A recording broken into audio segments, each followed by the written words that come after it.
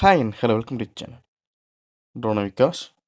இப்போ சேனலில் பார்க்குறது இன்ஜினியரிங் மெக்கானிக்ஸ் வெட்ஜ் ஃப்ரிக்ஷன் பார்த்துட்ருக்கோம். இதுக்கு முன்னாடி நம்ம வந்து ஒரு கைனெட்டிக் இல்லைனா ஸ்டாட்டிக் ஃப்ரிக்ஷனில் ஒரு ப்ராப்ளம் பற்றி பார்த்துருந்தோம். ஈக்குலிபிரியம் இல்லையான்னு பார்த்தோம். இப்போ பார்க்குறது வெட்ஜ் ஃப்ரிக்ஷன். இப்போ வந்து இன்ட்ரோடக்ஷன் பார்க்குறோம். வெட்ஜ் ஃப்ரிக்ஷன்னா என்ன, அப்புறம் அதில் ஒரு ப்ராப்ளம் பார்க்க 2 ப்ராப்ளம் பார்க்க போகிறோம். இப்போ ஒரு ப்ராப்ளம் இப்போ பார்ப்போம், இன்னொரு ப்ராப்ளம் வந்து அடுத்த லெக்சரில் பார்க்கலாம்.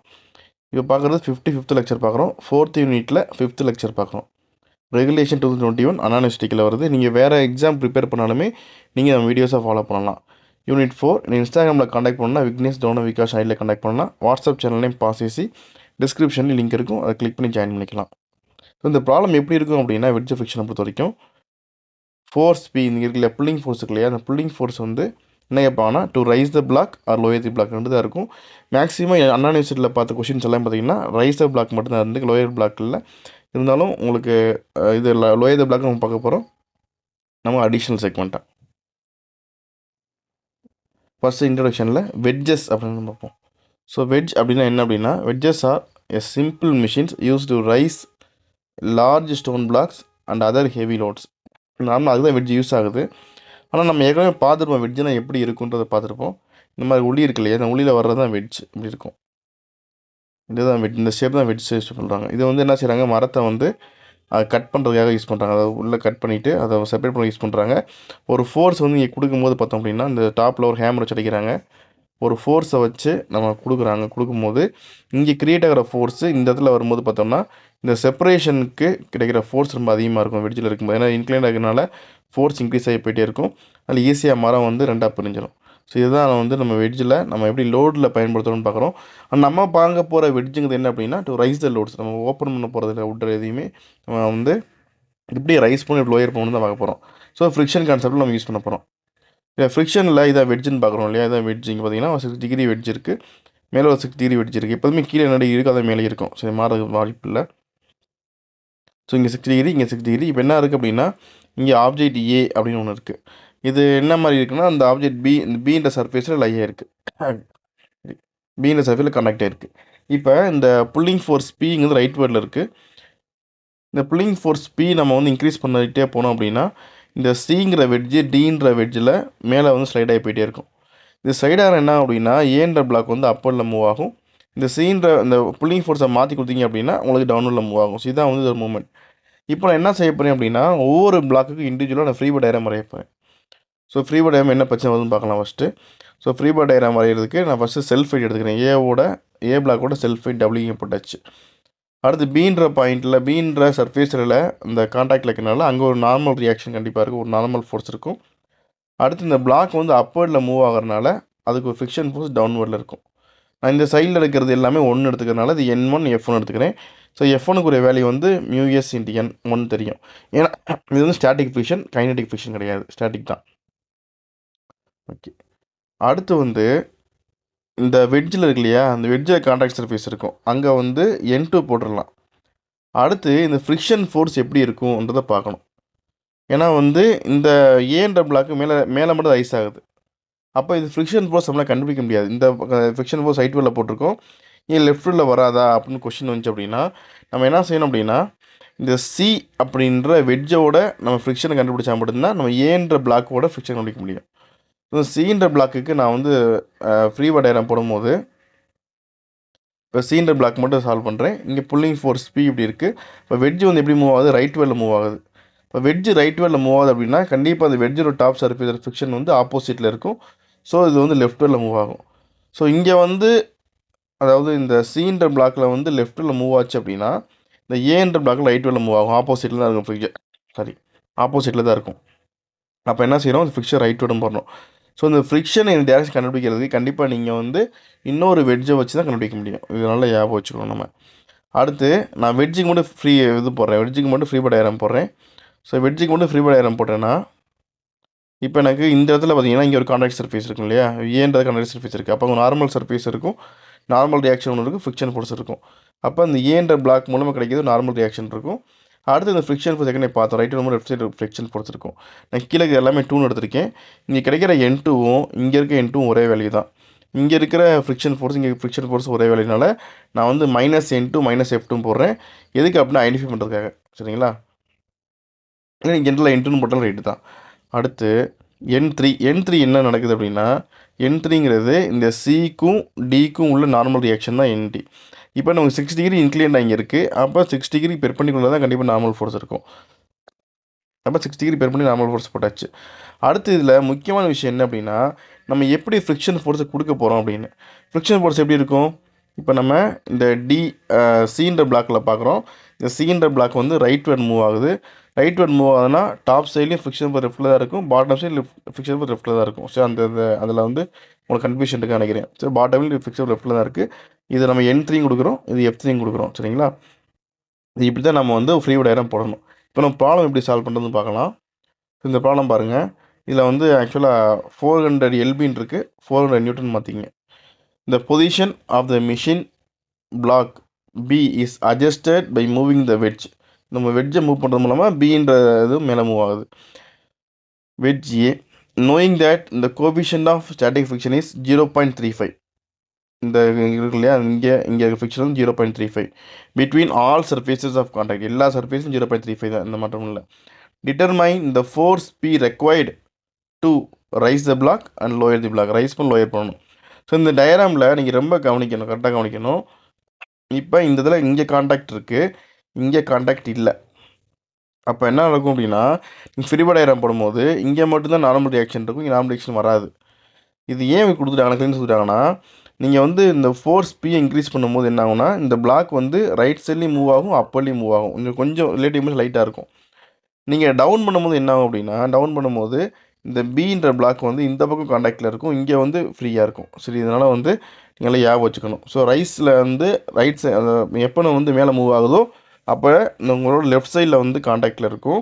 எப்போ டவுன்வர்டில் மூவ் ஆகுதோ இப்போ ரைட் சைடில் வந்து காண்டாக்டில் இருக்கும். இது இப்போ இந்த கான்ஃபிகரேஷனுக்கான நம்ம வந்து ஒரு டயராமை பார்க்குறோம். இப்போ நமக்கு ஒன் பை ஒன்னாக சால்வ் பண்ணலாம். இப்போ என்ன செய்ய போகிறேன்னா, ஃபஸ்ட்டு வந்து ஒரு ரைஸ் த பிளாக்குக்கு வந்து ஒரு ஃப்ரீ டயராம் போடுறேன். ஸோ ஃப்ரீ டயராம் சால்வ் பண்ணேன் அப்படின்னா, இந்த டயராமுக்கு படி இங்கே ஒரு ஃப்ரிக்ஷன் ஃபோர்ஸ் நார்மல் ரியாக்ஷன் இருக்கும். சாரி, இங்கே ஒரு ஃப்ரிக்ஷன் ஃபோர்ஸ் நார்மல் ரியாக்ஷன் இருக்கும். இந்த இடத்துல ஒரு ஃப்ரிக்ஷன் ஃபோர்ஸ் நார்மல் ரியாக்ஷன் இருக்கும். இங்கே நார்மல் ரியாக்ஷன் வராது. சரிங்களா? நார்மல் ஃப்ரிக்ஷன் காண்டாக்டில் இல்லை. அடுத்த ஒரு செல்ஃப் வெயிட் இங்கே ஆக்ட் ஆகும். ஸோ இந்த மட்டும்தான் வந்து நமக்கு ஃபோக்கஸாக இருக்க போகுது. இப்போ நான் என்ன செய்ய போகிறேன் அப்படின்னா, இந்த ஃப்ரிக்ஷன் ஃபோர்ஸ் நார்மல் ரியாக்ஷன் இருக்கு இல்லையா, இங்கே 2 இருக்குது, இங்கே ஒரு 2 ஃபோர்ஸ் இருக்குது, இங்கே ஒரு ஃப்ரிக்ஷன் ஃபோர்ஸ் நார்மல் ரியாக்ஷன், இங்கே 2 ஃபோர்ஸ் இருக்குது, இங்கே ஒரு 5 ஃபோர்ஸ் இருக்குது. இந்த 5 ஃபோர்ஸ் என்ன செய்யறேன், நான் வந்து மினிமைஸ் பண்ணணும். ஏன்னா இல்லை அன்னோன் என்ன பார்த்தோம் அப்படின்னா, அன்னோனுங்கிறது வந்து இந்த நார்மல் ரியாக்ஷனோட வேல்யூ கண்டிப்பாக தெரியாது. நார்மல் ரியாக்ஷன் தெரியாது.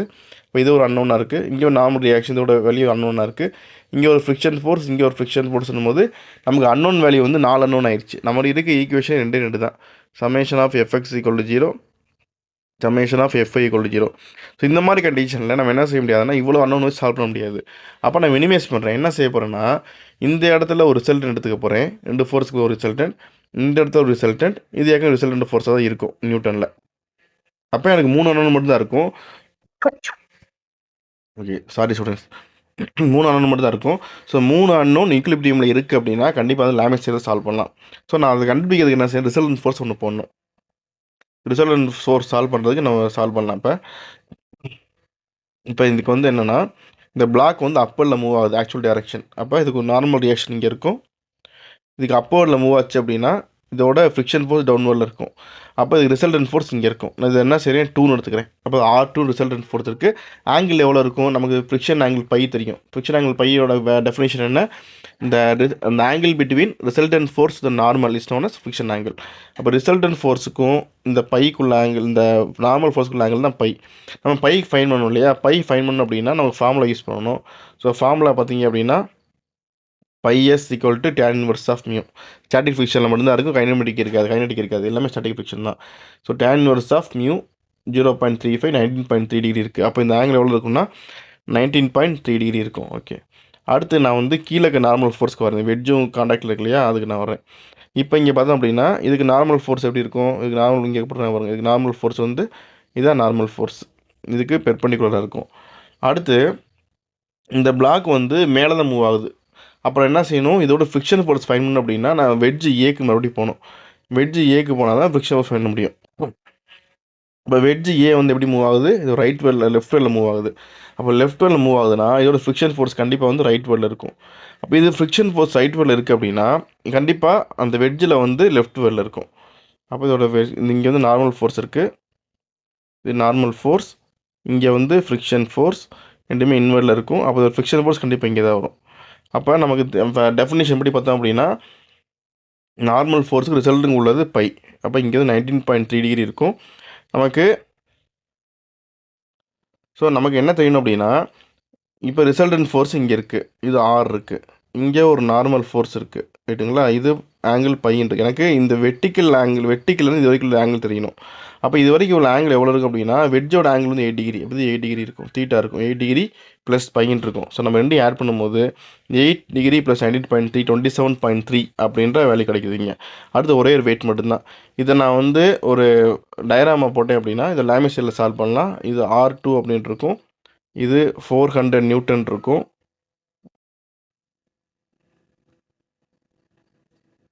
இது 400 எல்லாமே நியூட்டன், எல்பி கிடையாது, 400 நியூட்டன் இருக்கும், இங்கே ஒரு ஆர் இருக்கும் சரிங்களா. இதோட ஆங்கிள்லாம் இது கரெக்டாக நீங்கள் ஃபைன் பண்ணிங்கன்னா நீங்கள் இங்கே சால்வ் பண்ணலாம். ஸோ இங்கே கொடுத்துருக்க ஆங்கிள் எல்லாமே பார்த்தீங்கன்னா 180 மைனஸ் பண்ண ஆக்சுவல் நம்ம சால்வ் பண்ணும்போது இது வந்து ஃபாரின் ஆத்தர் புக்குனால இங்கே 180 மைனஸ் ஆங்கிள் கொடுத்துருப்பாங்க. நீங்கள் வந்து 180 மைனஸ் ஆங்கிள் போட்டிங்கன்னா நம்மளோட அடிஷன் நம்மளோட ஆர்டினரி மெத்தடுக்கு வந்துடும். நீங்கள் அப்படி சால்வ் பண்ணிங்கன்னா நமக்கு கிடைக்கிற வேல்யூ வந்து R1 = 549 நியூட்டன் கிடைக்கும். இது எப்போ அப்படின்னா இது வந்து ரைஸ் த பிளாக்கு. பிறகு எதுக்கு நான் R1 ஃபைன் பண்ணணும் அப்படின்னா எனக்கு இந்த P அப்படின்ற ஃபோர்ஸ் வேணும். இந்த P அப்படின்ற ஃபோர்ஸ் வேணும் அப்படின்னா இதெல்லாம் திருப்பி லாமிஸில் சால்வ் பண்ணும்போது எனக்கு இந்த R1ஓட வேல்யூ இங்கே வர ரியாக்ஷனோட வேல்யூ தெரிஞ்சால் மட்டும்தான் நான் ஃபோர்ஸ் பியோட வேல்யூ சால்வ் பண்ண முடியும். அப்போ ஃபோர்ஸ் பியோட வேல்யூ தெரியணும், R1 வேல்யூ தெரியணும். R1 வேல்யூ எங்கே கண்டுபிடிக்க முடியும், இந்த வெட்ஜில் இந்த மேலே போகிற பிளாக்ல கண்டுபிடிக்க முடியும். ஸோ R1 ஃபைன் பண்ணிட்டேன், 549 நியூட்டன் அப்படின்ற வேல்யூ கிடச்சிருச்சு. இப்போ அடுத்து நான் வெட்ஜுக்கு வரேன். ஸோ வெட்ஜில் வரும்போது பார்த்தோம் அப்படின்னா இதோட இந்த வெட்ஜுக்கு ஒரு நார்மல் ரியாக்ஷன் இங்கே சால்வ் பண்ணுறோம். ஸோ இந்த வெட்ஜுக்கு ஒரு நார்மல் ரியாக்ஷனாக இப்படி இருக்கும், நார்மல் ரியாக்ஷன் இருக்கும். இதுக்கு ஃப்ரிக்ஷன் ஃபோர்ஸ் வந்து எங்கே இருக்கும், இதுக்கு ஃப்ரிக்ஷன் ஃபோர்ஸ். ஸோ இந்த வெட்ஜுக்கு நார்மல் ரியாக்ஷன் இங்கே இருக்கும் ரைட்டுங்களா, இந்த இடத்துல நார்மல் ரியாக்ஷன் இருக்கும். ஃப்ரிக்ஷன் ஃபோர்ஸ் வந்து லெஃப்ட் வேர்டில் இருக்கும். ரெண்டுக்குள்ள ரிசல்ட்டு இங்கே இருக்குது.